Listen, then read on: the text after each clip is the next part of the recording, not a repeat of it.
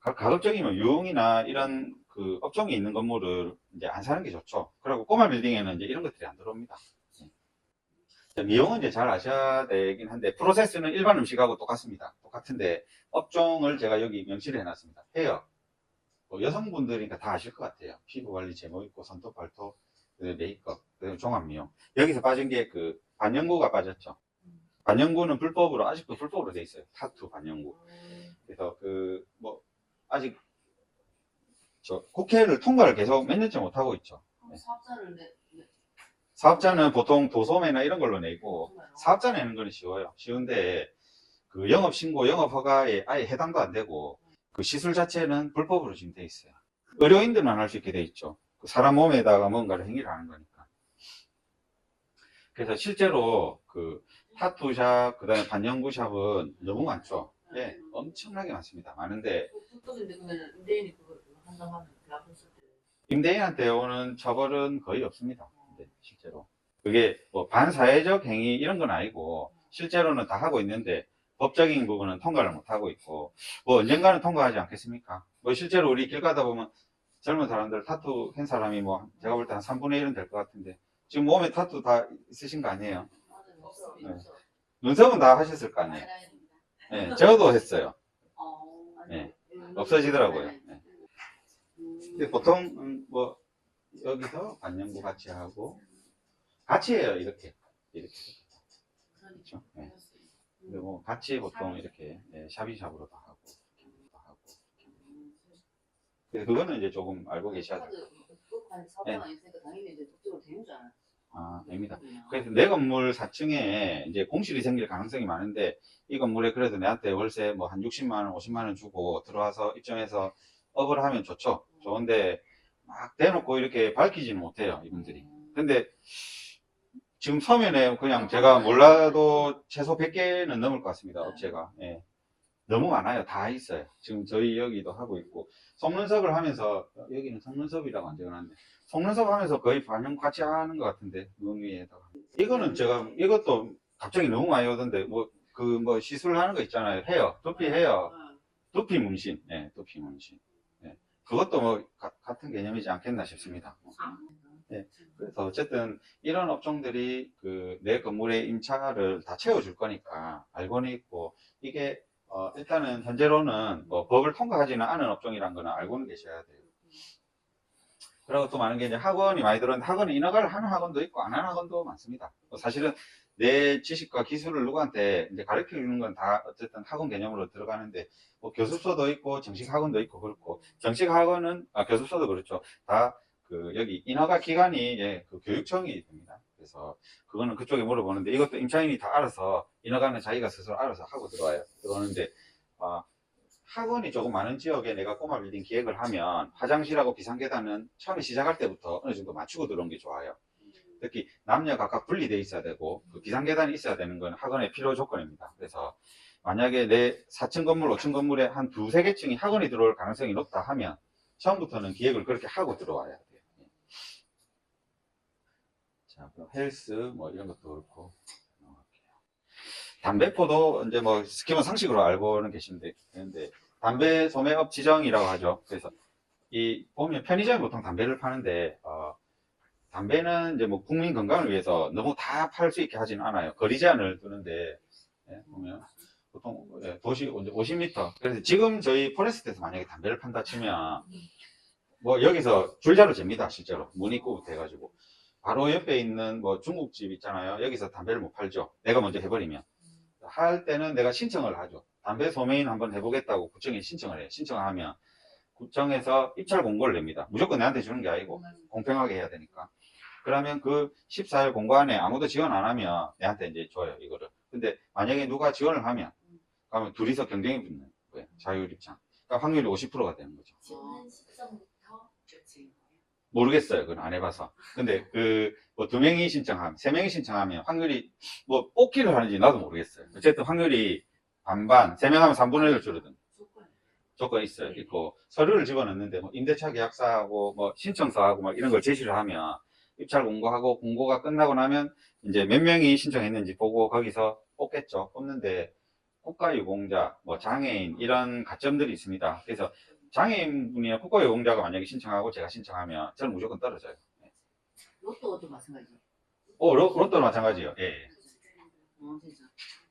그리고 뭐 무조건 50m가 아니고 또 신호등, 횡단보도 뭐 이런 거에 따라서 50m가 안 돼도 내주는 경우가 있어요. 길 건너편이나. 그리고 건물 연면적이 얼마 이상에서는 바로 옆에 편의점이 있어도 그 건물 내 1층에는 또 담배포가 됩니다. 그런 것들은 이제 할 때 나중에 알아보시면 될 것 같고요. 다중이용업소는 중요합니다. 그래서 아까 제가 설명드렸는데 한 번 더 읽어보시면 될 것 같고, 소방이 제일 중요하죠. 다중이용업소도. 이런 법들이 까다롭게 되는 거는 항상 인사사고, 사람이 진짜 때로 집단으로 막 죽고 이런 일이 생기면 법이 계속 까다로워져요. 옛날에 우리 어릴 때 보면 뭐 노래방에서 막 수십 명씩 청소년들 다 죽고, 지하에서 질식해서 수십 명 죽고, 이런 사건들이 엄청나게 많이 일어났었어요. 또 거기 많은데. 그거 할 때마다 계속 바뀌어요. 많은 분이 불러갖고. 그거는 조금 이 정도까지 법 개정할 정도까지는 안 될 것 같고, 예. 아까 제가 철거해체 22년도에 개정이 됐잖아요. 이게 왜 그래 생겼겠습니까? 그 전에 뭐 사건 사고가 있었겠죠. 철거 신고 철거해체.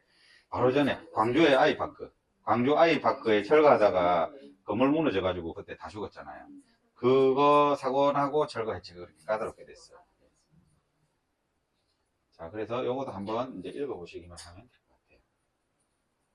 자, 인허가 업종들이 이제 이렇게 많은데, 특별히 이제 외국인 도시민박을 제가 이제 떠난 거는, 앞으로 이제 꼬마빌딩 관리하다 보면 이 인차인을 넣을 가능성이 굉장히 조금 높아서, 부산이니까 3층 건물에 근린 주택으로 돼 있으면, 제가 아까 보통 주택으로 용도 변경해버리고 여기에 인차인을 뭐 스튜디오라든지 루프탑 카페라든지 아니면 네일샵 아니면 반영구 뭐 미용업종 이런 거를 넣는 경우가 많습니다.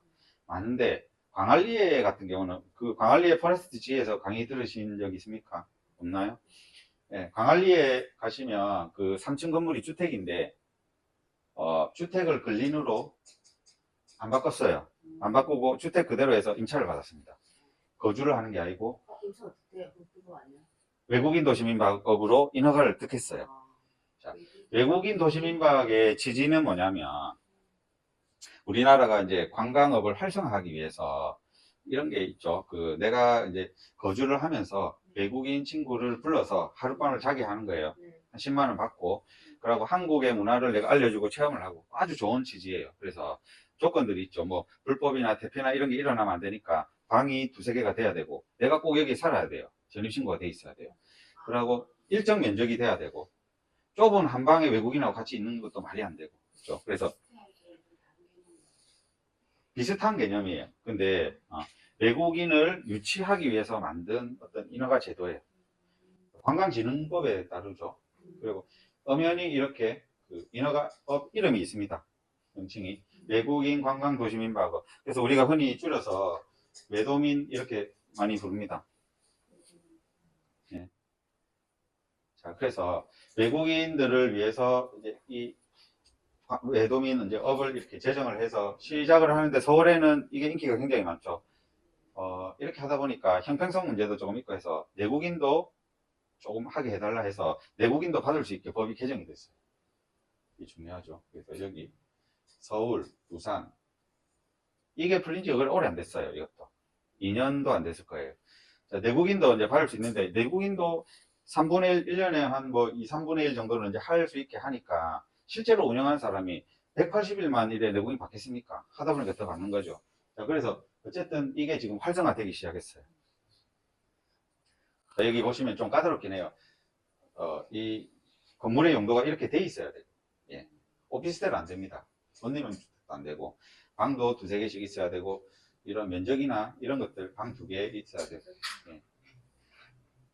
건물 대장, 그다음 불법 구조물, 아까 그 베란다에 막 유리창 달아내서 하는 거 있죠. 그거 있으면 안 되고, 실사 나오면 전부 다 반려가 됩니다. 그런 것들도. 그래서 이제 통과가 돼서 인허가가 나오면 에어비앤비나 뭐 이런 플랫폼들을 이용해서 이제 유치를 해서 업을 하면 돼요.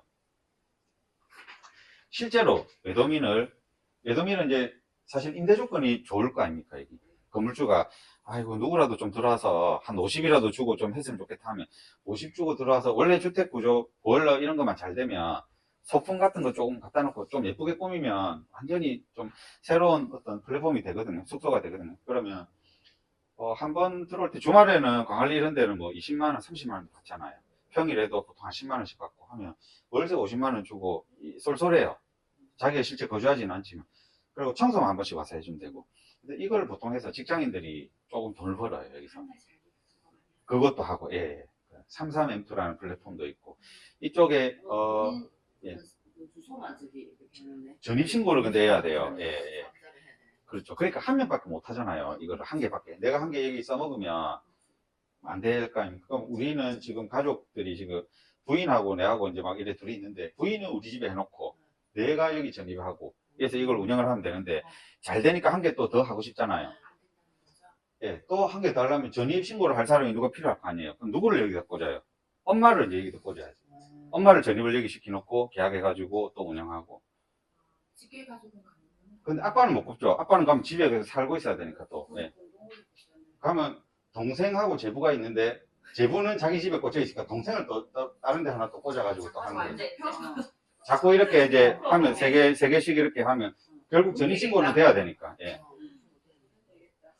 그래서 내가 3층을 꼭 용도 변경하고 공사를 해서 바닥도 까고 아까 벽 트고 막 이런 거 대수선 이런 거 얘기했잖아요. 하지 말고 그냥 차라리 외도민을 줘버리면 마이는 못 받아도 그냥 좀 받는 거죠. 근데 단점은 뭐예요? 내 건물의 꼭대기층이 주택임으로 해서 내가 1가구 2주택이 돼 있는 거예요. 내가 살고 있는 아파트하고 이거하고 2주택. 그러니까 정작 내가 나중에 이 살고 있는 아파트를 집 한 채인데도 팔 때 1가구 1주택 비과세가 안 돼요. 그거는 좀 안 좋은 거죠. 이것도 잘 알고 이제 운영을 하셔야 돼요. 지금 외도민 주의예요, 이게. 이렇게 올라갔죠.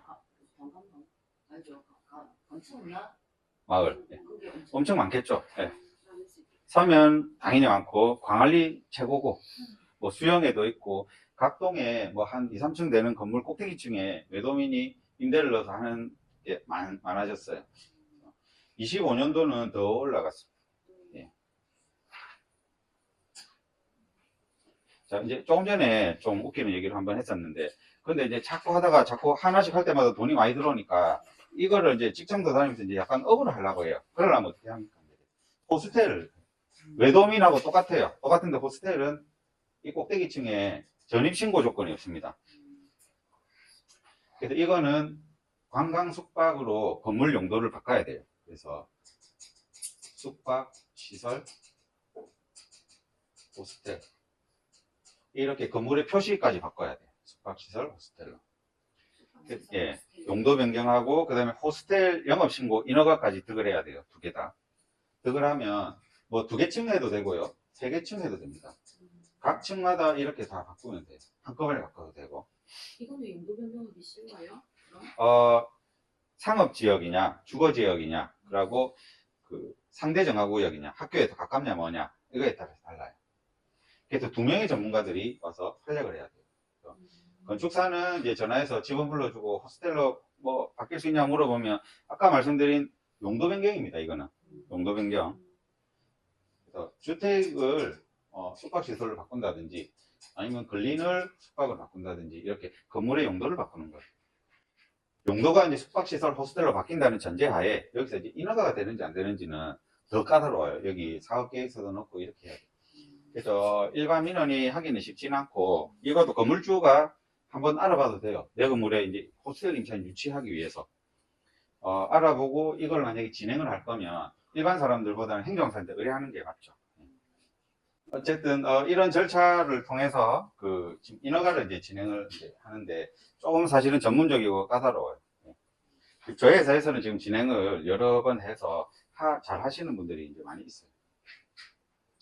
자, 호스텔업이 될지 안 될지를 이제 대지가 폭 8m 이제 도로를 이제 물고 있어야 된다든지 뭐 이런 규정들이 있는데 이것들을 뭐 여러분들이 이걸 다 아실 필요는 없어요. 이거는 다 그냥 맡기시는 게 제일 좋아요. 이건 어디에 맡겨요? 행정사, 건축사, 행정사.